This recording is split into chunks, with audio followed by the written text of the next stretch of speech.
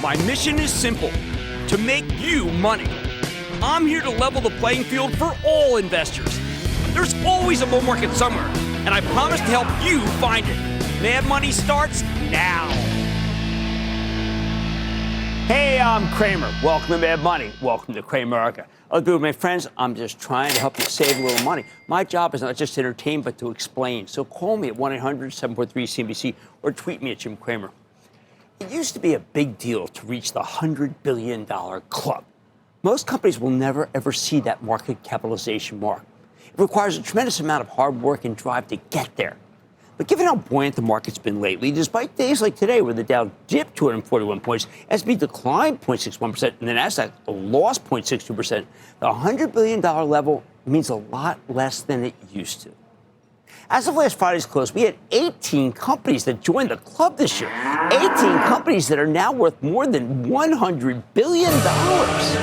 And they perfectly captured the zeitgeist of the moment. So let's parse through them to figure out what the heck's going on. It could tell us a lot. First, we know there's an umbrella that's changed things here. It's the umbrella of NVIDIA.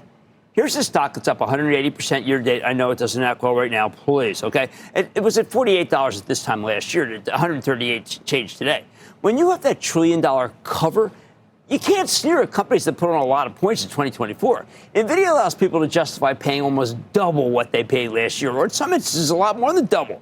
Plus, stocks, like everything else, faced a bout of inflation, I think we'll call it. It's still a problem.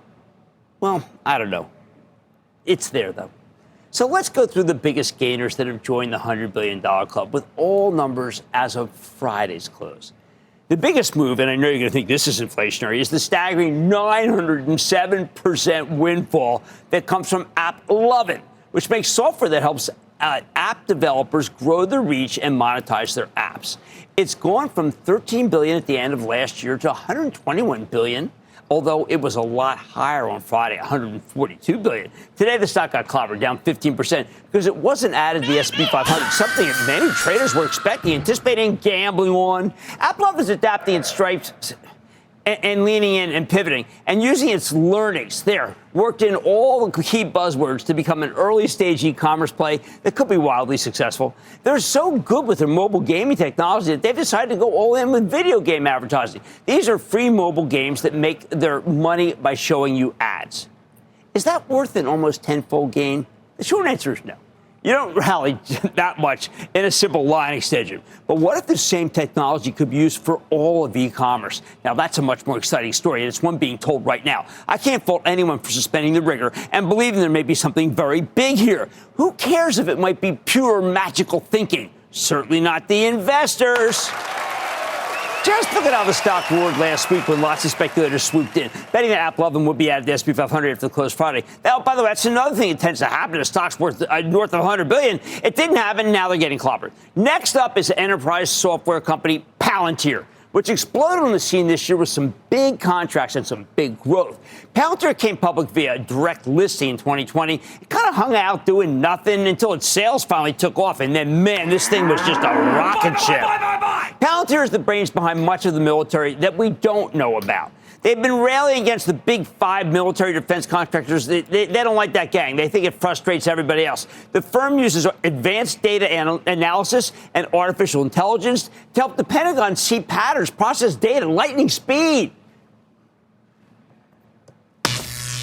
Again, though, I think Palantir is loved because it's trying to upend the Defense Department, potentially saving tens of billions of dollars and saving the lives of those who might be on the front line, such as precious pilots in very expensive jets. Buyers think that Palantir will reinvent our entire defense budget, which is entirely possible because these guys are tight with President-elect Trump.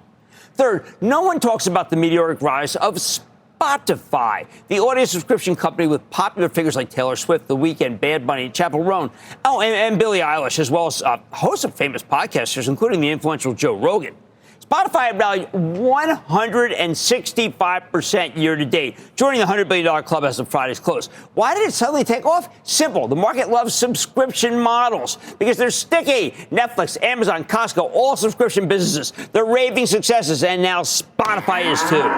Next was Apollo Global, the private equity firm that had rallied 93% for the year, joined the $100 billion club as of Friday's close, just like fellow corporate raider, no, we don't really want to call them that, but KKR, up 91%. That's outstanding performance from two firms that truly know how to make money. It's odd to think that they could have such good years without ringing the register by taking their portfolio companies public. Maybe holding on to positions isn't such a bad move. That these two private equity firms are part of a trend that allows startups to stay private longer internally, because the process of coming public is brutal with a lot of pressure from regulators and then from money managers. Well, I mean, this is a great way to go. Formerly, these companies had to tap the public market for capital. Now they tap outfits like KKR and Apollo. We are having a tough time getting IPOs to market, which means the ones we do get to tend to be priced too low, thanks to a paucity of buyers. And that's what I think happened with the stock of ARM Holdings, the semiconductor architecture company that's partnered with NVIDIA for all sorts of gizmos, and it's all over the cell phone and servers, too. ARM's growing incredibly fast, and CEO Rene Haas has steered the company's stock to an 87% return, joining the $100 billion pantheon. There's Arista Networks, which provides hardware and software that monitors data and provides solutions for the big data center companies. No wonder its stock rallied 83%, yet it remains relatively unknown, in part because it's invisible. It makes so-called white boxes. So what? The money's not invisible. You can caught this one. Next, we have Progressive. Now it's up 60%. This auto insurer is known to use more AI in pricing than any other company. It's joined by Chubb Limited, the property casualty insurance kingpin, which was up 26%, not to mention insurance broker Marsh McLennan. That's up 20%. The insurance business is on fire, and we know from these egregious CPI numbers that one comes out this Wednesday, they just keep raising rates. These three are winners for certain. Now, there's a big cluster with gains in the mid-50s. First up is Fiserv, the transaction processing company. You know there had to be one fintech here, right? Then there's Eden, Charitable Trust Holding, makes electrical components for the data center. Then there's automatic data processing. By the way, that's a company synonymous with growing payrolls. Isn't that an oddity when the Fed's cutting rates? Finally, there's Boston Scientific, which makes minimally invasive medical devices. We've had them on, mostly for the heart. Some would say it just builds a better mousetrap. Crude and somewhat denigrating, but true. A superior company. You want an anomaly? Hey, how about Citigroup with a total return of 45%, enough to finally let us sneak into the $100 billion club? Not bad. It's part of a failings of banks that are finally getting their due. Last but not least, we've got a cybersecurity company that CNBC Investing Club members know all too well, called Palo Alto Networks, up 37%. Micron Semiconductors does high bandwidth, 18%. Analog devices, that's Internet of Things, up 11%. Big deal for Palo Alto, a huge journey undertaken by CEO Nikesh Arora. But both Micron and ADI are well off their highs, so the whole thing might be a bit of a come down for them. I know we're experiencing a heightened market with expectations really running so hot that you can't believe that a presidential rally, or let's say an end of the year rally, and a stock shortage rally are all in play at once. Many of these stocks got clocked today as part of a sell-off that seemed to infect the year's best performers. I don't know how long it'll last. Maybe some great buying opportunities already. But the bottom line, when you get this much money coming in, you can see how all these companies can reach $100 billion, creating a huge amount of wealth, at least on paper. One more reason why it wouldn't be so bad if some of the winning investors in this market took something delicious off the table. Let's go to Dave in Illinois. Dave. And Dr. Cramer, my mad short-term S&P oscillator watching friend, how are you? Dave, I am fine. I'm glad you called. Let me help. What's going on? Jim, this $55 billion NASDAQ 100 listed company operates an observability, easy for me to say, and security platform for cloud applications. It enjoys a high institutional ownership and has already achieved a 52-week high last month. Of course, I'm talking about Datadog. Up some, you know, something, Dave, Datadog is such a winner. I think there's a lot of companies that wish they had bought Datadog when it was still private.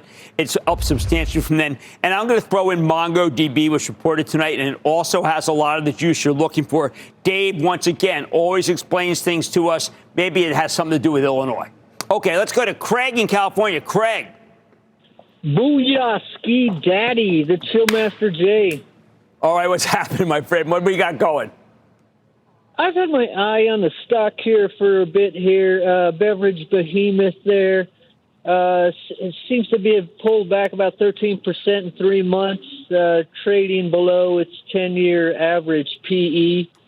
Has a very juicy, tempting 3% dividend. I'm wondering, is it a good time to take a position in Coca-Cola long-term right here? I think it is. As soon as it got to 3%, I was going to come out and say, you know what, that may be it. That may be the level you can buy. Let's say you want to buy 100 shares. Buy 25 here, buy 25 at 60, 20, and then maybe by 25.58, it probably won't get there, and then 25 around 55, you get a great average. That's the way you want. You want to bet that a stock will come down to your levels. That makes you feel more positive as it gets hit, while you build a better possession with a very good dividend. All right, we got a bunch of different rallies types going on right now. I wouldn't blame anyone, though, if they wanted to take a little off the table because, boy, we got some heightened expectations. On Made Money tonight, can airline stocks cruise even higher? I'm seeing if they could gain attitude for the long term, though. Then, I'm taking a look at some signs of complacency in this market. Don't miss the clues I'm uncovering from the VIX and from the junk bond spread. And later, are pet stocks still treats in this tape? I'm breaking down the post-earnings performance from two of the sector's top players. So stay with Cramer.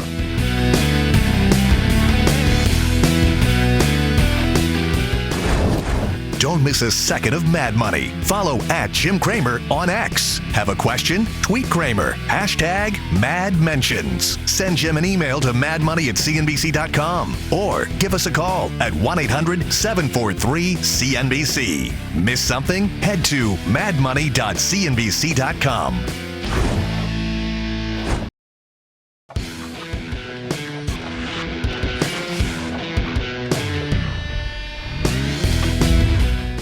We need to talk about the remarkable run in the airline stocks over the past few months. After spending much of the year just trading sideways, the U.S. Global Jets ETF has rallied an astounding 53% from its lows in early August, come to a 3-year high over the course of 4 months. It's an extraordinary run, people. And that's just the average performance. Delta Airlines, one of the we consider the best of breed, has soared nearly 70% over the same period. United is up an astounding 159%. Even some of the also-ran majors have made great moves. American Airlines turnaround projects nevertheless shot up nearly 90% from its August lows. While I generally like the airlines, I've been constructive for much of this run. I always say that these typically make better trades than investments. They're very different. So after this kind of run, my gut tells me maybe to ring the register before the music stops, the lights come on. But I'm also open to an idea that maybe things can change. If there's reason to believe that the airlines are suddenly less cyclical, less boom and bust, then maybe this time really is different. So let's consider why these stocks have gotten so hot, whether the move is truly sustainable. This one's been fueled by a couple of things, people. Earlier this year, the airlines were weighed down by worries about the consumer. Those worries aren't necessarily gone, but with the Fed cutting rates, well, they're going to be diminished.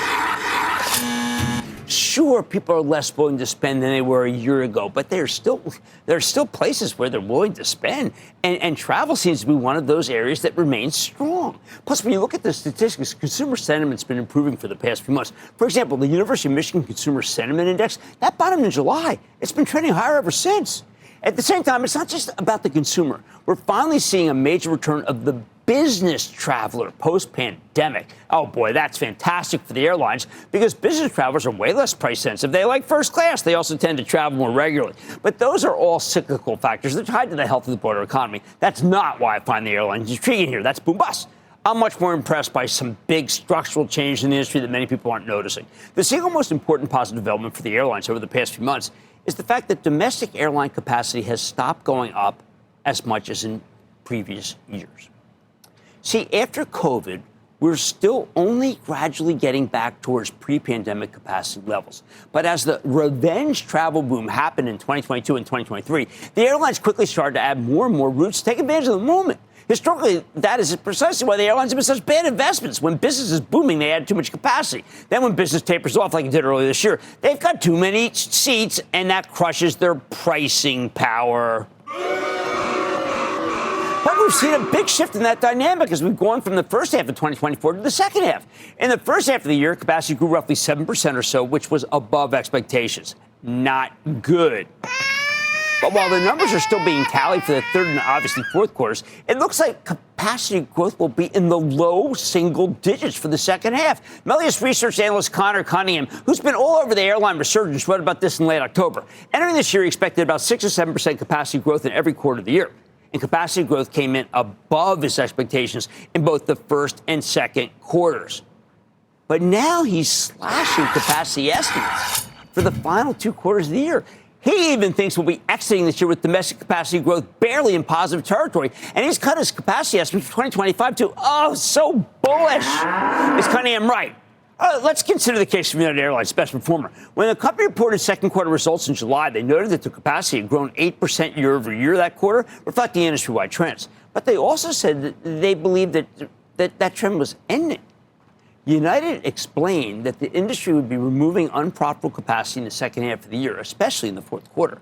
In October, when United reported a blowout quarter, CEO Scott Kirby said, he very proudly said, I'm going to quote it, "The inflection we spoke about on our last call has happened, and we're seeing unprofitable capacity begin to exit the market, leading to the expected domestic yield improvement," end quote. The company's chief commercial officer, Andrew Nocella, then added, quote, "United's domestic capacity in 2024 was shaped with the expectation that the industry would remove unprofitable capacity in earnest in Q4. As a result, United expanded slower than most during the first 3 quarters of the year when capacity dynamics were less favorable.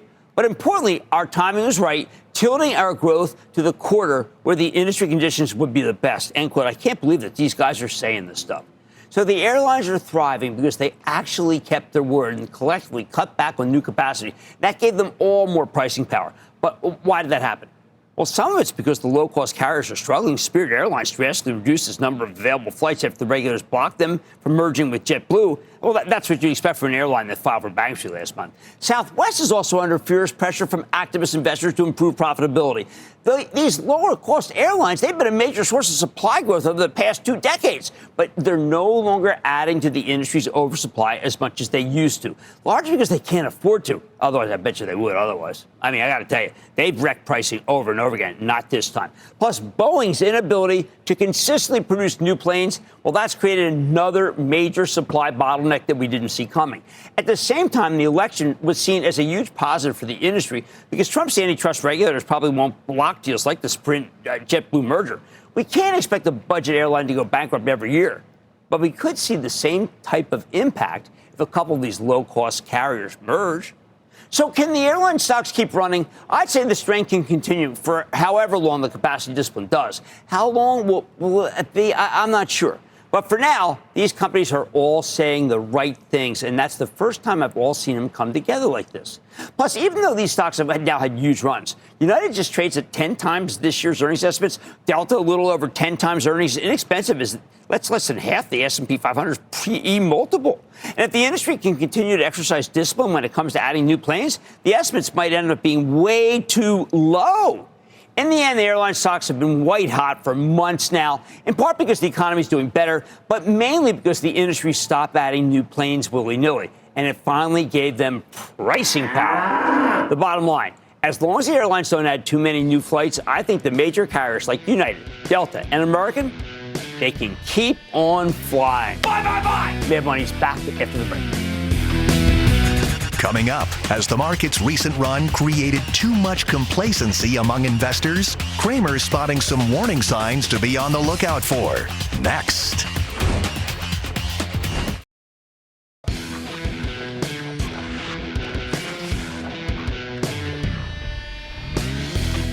We all know we've had a rip-snoring post-election rally on top of an already good year, which is why I've started urging you to be a little more cautious, calling out areas of excess that are bubbling up in certain corners of the market, and they worry me. I love a big rally, but it never pays to get complacent, people. And unfortunately, I'm seeing a lot more complacency than I'd like. People are taking their gains for granted, and that rarely ends well. Where is this coming from? Well, let me give you some empirical data so you know what I'm talking about. First, there's the CBOE Volatility Index, which is the VIX for short, also known as the fear gauge. It measures market expectations for near-term volatility based on the action S&P 500 options. When investors expect volatility, they pay more for options. That sends the VIX higher. That's widely seen as a sign of fear and uncertainty. When the VIX is low, it reflects a lack of fear, confidence. And right now, the VIX is pretty darn low. Even though it jumped today, it's still reading roughly 14. And if look, before today's spike, it had basically been cut in half versus it was trading at the end of October and was at its lowest level since early July. Again, not great. Now, normally when the market's rallying, the VIX is supposed to go lower.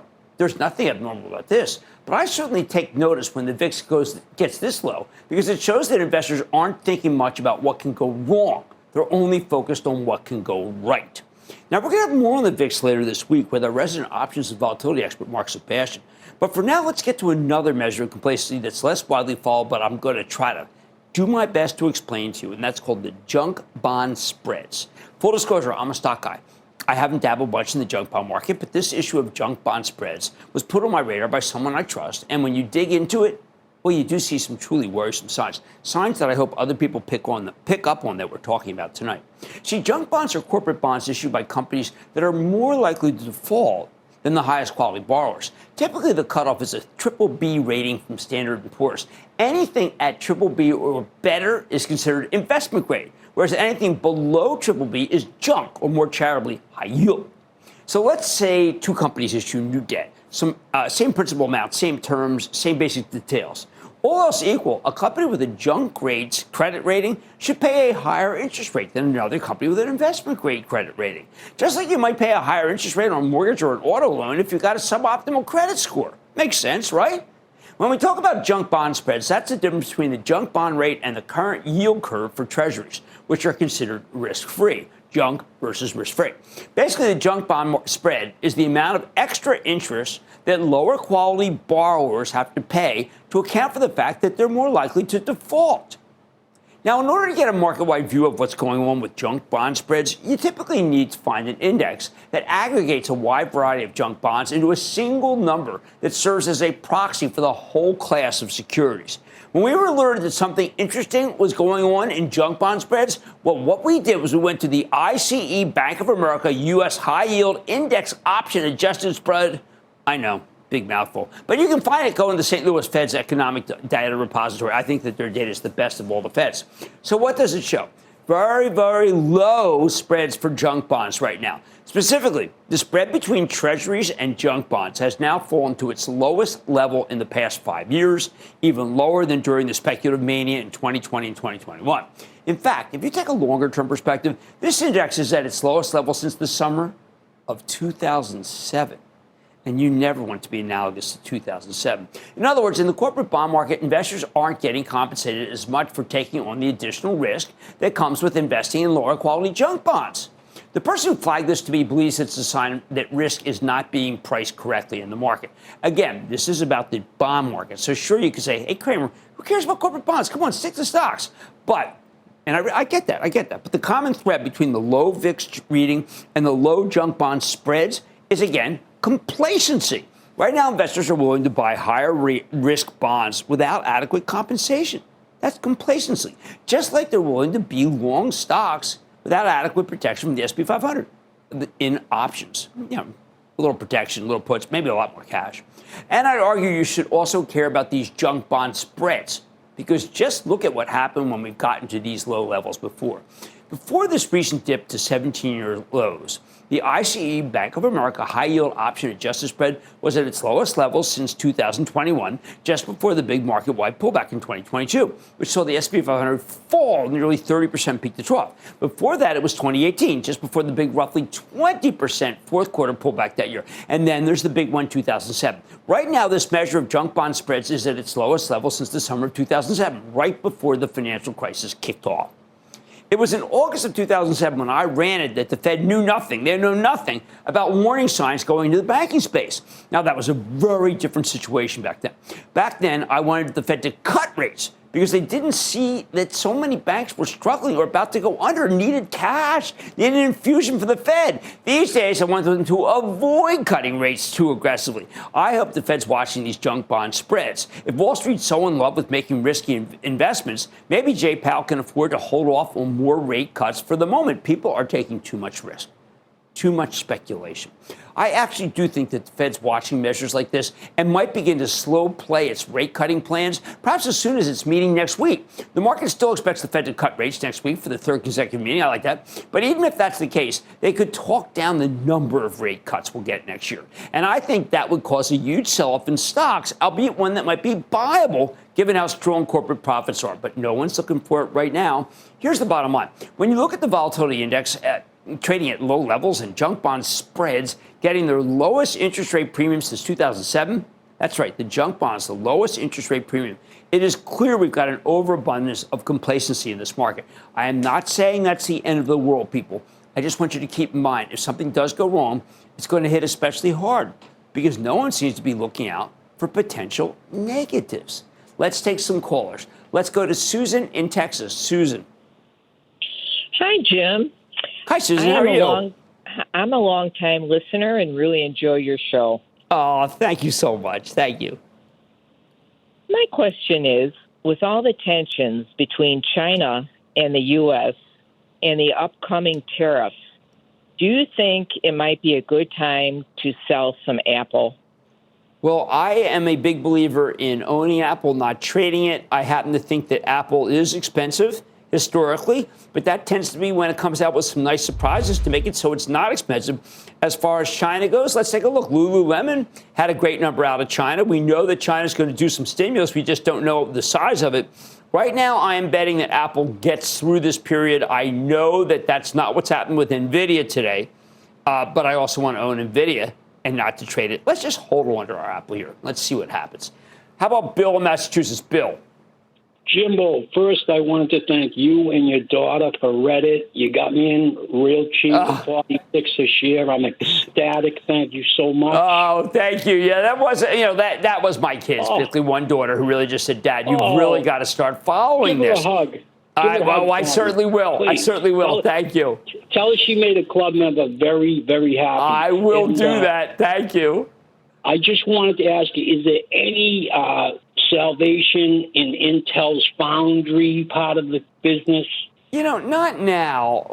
Let's just wait, Bill. I don't want to get you in a situation that I think is not necessarily bottomed yet. So let's hold off. But I want to thank you for those kind comments, and my daughter's going to thank you, too. Hey, let's go to my home state of Pennsylvania. Sam in Pennsylvania. Sam.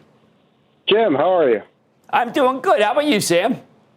I'm all right, Jim. Listen, in this bull market, it's kind of tough to find value. But one of the companies that I was looking at that could be a good way to play the strength of the American consumer is Estee Lauder. The company did $15 billion in revenue last year. It's trading at $28 billion. I know they got some issues with the Chinese consumer, but with that kind of working itself out in the next couple of quarters, I'm curious what you think about Estee Lauder here at $80. Well, look, I think that I actually would prefer to own Elf. I know Elf seems expensive, but I think that their products are cheaper. I think Estee Lauder overplayed its hand in terms of how much it costs to shop. They do not realize that the consumer around the world has changed and is far more interested in value than they used to be. And I don't think they see a lot of value in Estee Lauder's products. It's a tough judgment, but that's what I have to conclude, given the fact that the stock has performed so poorly for so long. Right, guys, there's a lot of complacency in this market, and it does concern me. So if something does go wrong, it will be harder to recover because no one seems to be looking out for the negatives. I have to keep them in front of you so you don't get too bullish. Maybe cool down a little. Hey, more Mad Money ahead, including my latest look at the post-pandemic humanization of pets thesis. Plus, where do I stand on today's ad agency merger announcement? I'm giving you my take fresh off the headlines. And all your calls rapid fire tonight's edition of the Lightning Round. So stay with Cramer.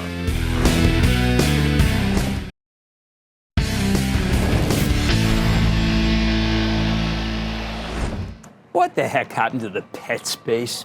For the longest time, I've been a big believer in the humanization of pets, that people are treating their cats and dogs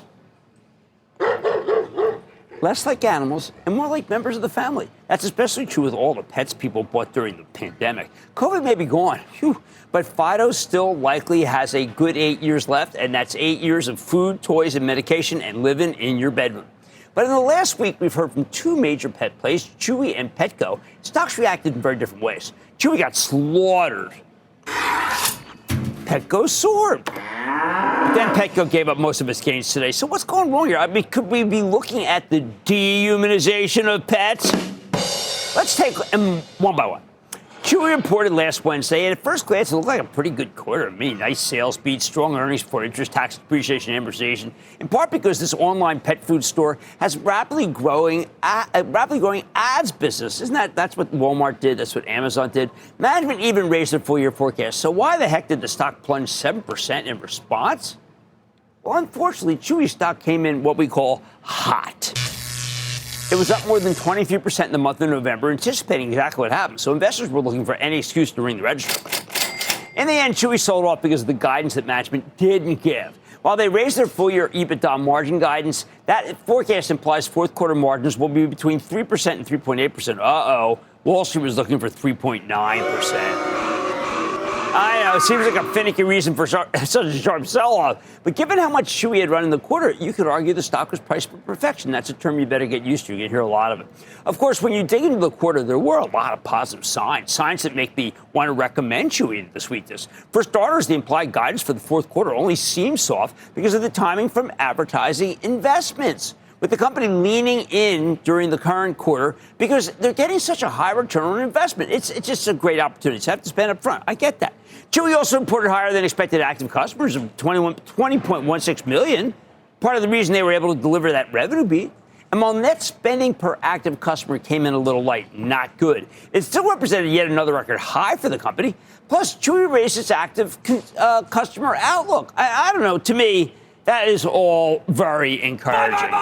Even more encouraging for humanization of pets thesis, management noted they're seeing normalization in the industry, pet adoption growing in the high single digits to low double digits. Clearly, young pet owners are sticking around and not just pointing their pets off on their parents. If that wasn't enough, management also called out a strong cyber week for their business and noted that the competitive environment is trending in line with expectations, meaning the strength isn't just a product of Chewy slashing prices.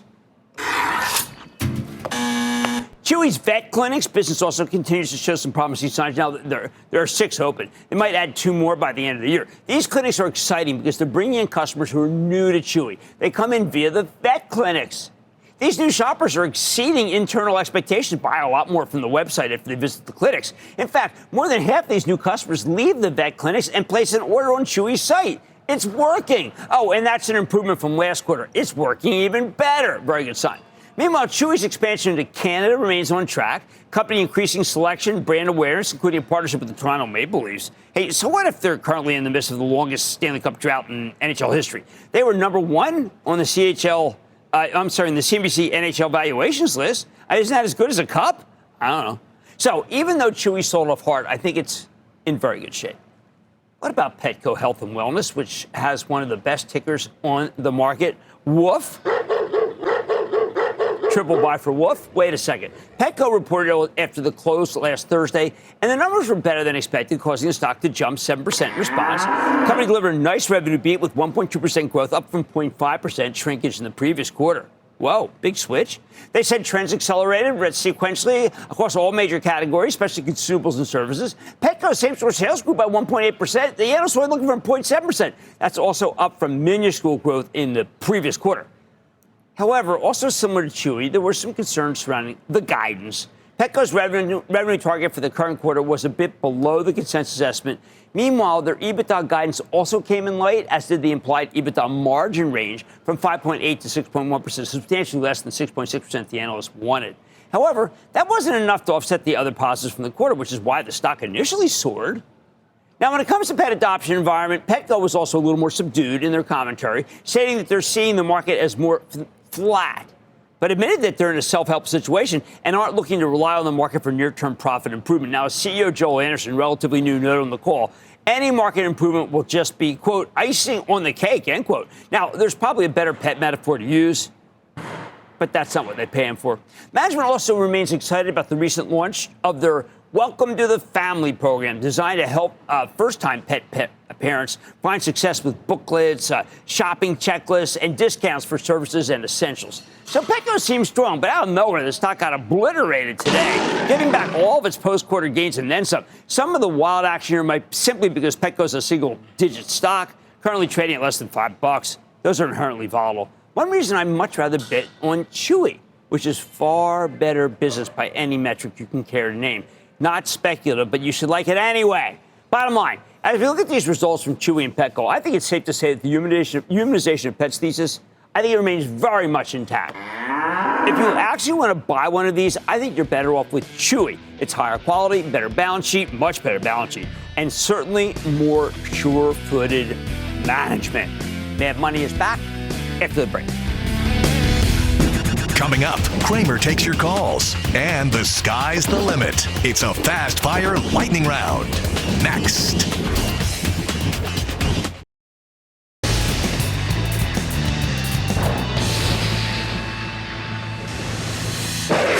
It is time! It's time for the lightning round. Cramer and my back for quoting Sam stock started by my buy, so over to the close stock quarter. My difference is the way we play this out. And then the lightning round is over. Are you ready? Ski dash over the lightning round. Clears and might start with Bo in North Dakota. Bo. Mr. Cramer, thank you for everything you do, sir. I appreciate it, and I'm sure lots of people do as well. Thank you. Got a two-parter for you, if you don't mind. I'm trying to explain to my son the negative rhetoric that buying and holding is not so bad. Like, it can be a great thing. Yes, it can.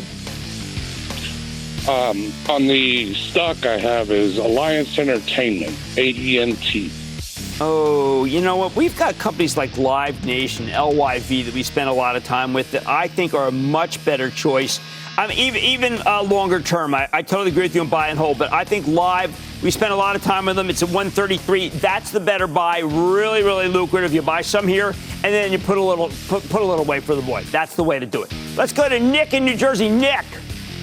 Booyah, Jim, calling about Nebius, NBIS. Big investment from NVIDIA. Plenty of cash on hand. Do I buy the dip? What do you think? Okay. Look, I've got to tell you, I think that we are in for a bit of a shakeout on these ones that aren't making money. I'm starting to see it already. I can't get behind Nebius. If I want AI, I will go for NVIDIA as it comes down. Let's go to Ken in New Jersey. Ken. Yes, thank you for taking my call, Jim. Of course. A big booyah to you, Jim. Thank you Well, from I appreciate Lavalette, it. New Jersey. Ah, Lavalette. Okay, let's get down there. I have my friends from Summit are there right now, probably. What's up? There you go. What do you think of Novavax? No, I'm not a fan of Novavax. I mean, I got an Eli Lilly that announced a gigantic $15 billion buyback that's doing so many things right. Let's stay with the highest quality imaginable in what could be a little choppy moment for this market. Let's go to Jim in Texas. Jim. Hello, Mr. Cramer. Thank you for your education. I have a position, InnoData, INOD. I've tripled my original investment almost. Time to pull the trigger and take some profit, or can I hold? I think you should. These are consulting companies, and you know what? This is now a very expensive stock, and I just think if you take a little off the table, you can always get back in. Why don't we just, I'm calling it prudence. Let's go to Brian in Colorado. Brian. Happy holidays, Jim. Same to you. Hey, wanted to ask you about an American small cap that got hammered after earnings last week. Is it a buying opportunity or buyer beware for Smith & Wesson, SWBI? I think actually, I'm quite surprised. I did not think it was that bad. It yields 4.5. Not my cup of tea, but I don't think it's a bad level to get involved. It's not expensive. Let's go to Rebecca in New York. Rebecca. Hello, Mr. Cramer. I really love your show. I enjoy it very much. Thank you very much. I bought AutoNation thanks to you. Is this a good time to take some profit? No, it only sells at 10 times earnings. The average stock in the S&P sells for around 20. Well, you can say some people say 25. Some people say as high as 26. This at 10 times earnings, it represents a bargain to me only because the Fed's easing, though. If the Fed weren't easing, then I would say no to that. Let's go to Sokol in Pennsylvania. Sokol. Hey, Jim, how you doing? I am doing well. How about you? Excellent. Hey, I appreciate you taking the call, and my question is UPS. Boy, this thing has gone down so much. It's been such a disappointment. You're going into the holiday season. Now, typically, there's even more trepidation going into the holiday season. I think you did just get the 5% yield. Now, the 5% yield did not stop Dow from going lower. It might not stop this from going lower. I still think this stock is too expensive going into the holiday season. Wow. Let's go to Fred in Massachusetts. Fred. Booyah, Jim, from Braintree, Mass. Oh, fantastic. Braintree, that's like PayPal. What's happening? I want to ask you about AI. A lot of AI stocks have moved nicely recently. In particular, ticker BBAI, Big Bear. Do you see the run continuing through New Year's? I don't want to recommend a stock in the AI category that's losing so much money, that's up so much. I'm sorry to be so chary about it, but I have to be. And that, ladies and gentlemen, is the conclusion of the Lightning Round. The Lightning Round is sponsored by Charles Schwab. Coming up, Cramer's sounding off on a potential deal in the ad industry and why it could be a sign of more mergers to come. Next.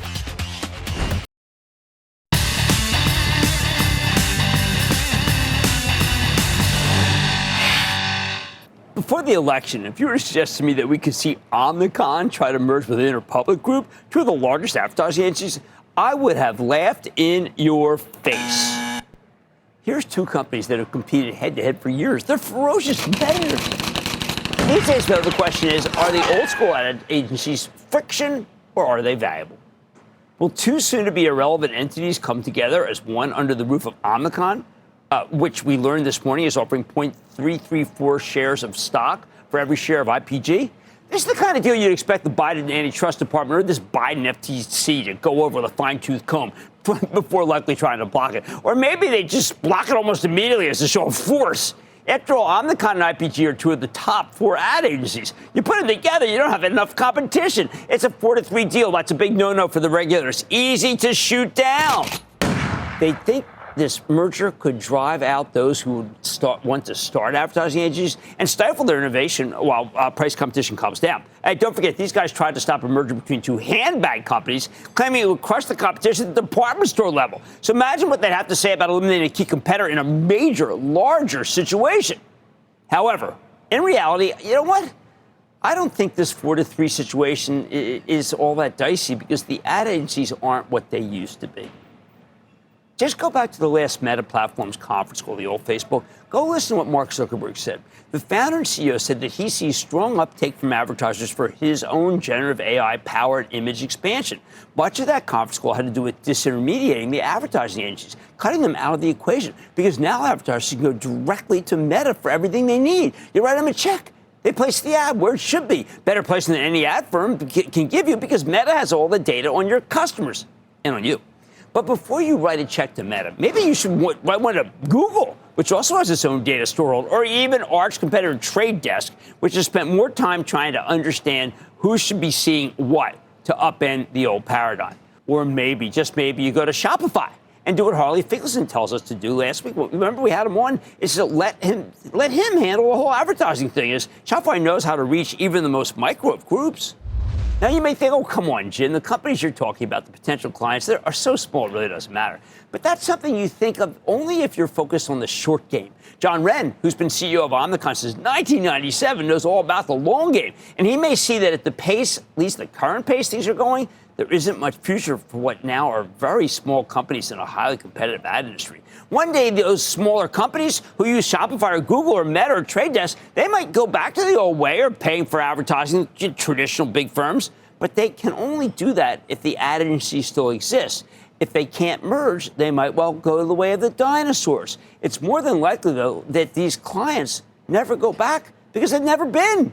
One thing's for certain, the now departing Biden regulators hated thinking about the future. For example, they don't consider Costco or Walmart or Amazon a threat against Kroger, a grocer that once desperately to merge with Albertsons. If they knew more about the business, they'd know that the threat from Costco, Walmart, and Amazon is existential to the supermarkets.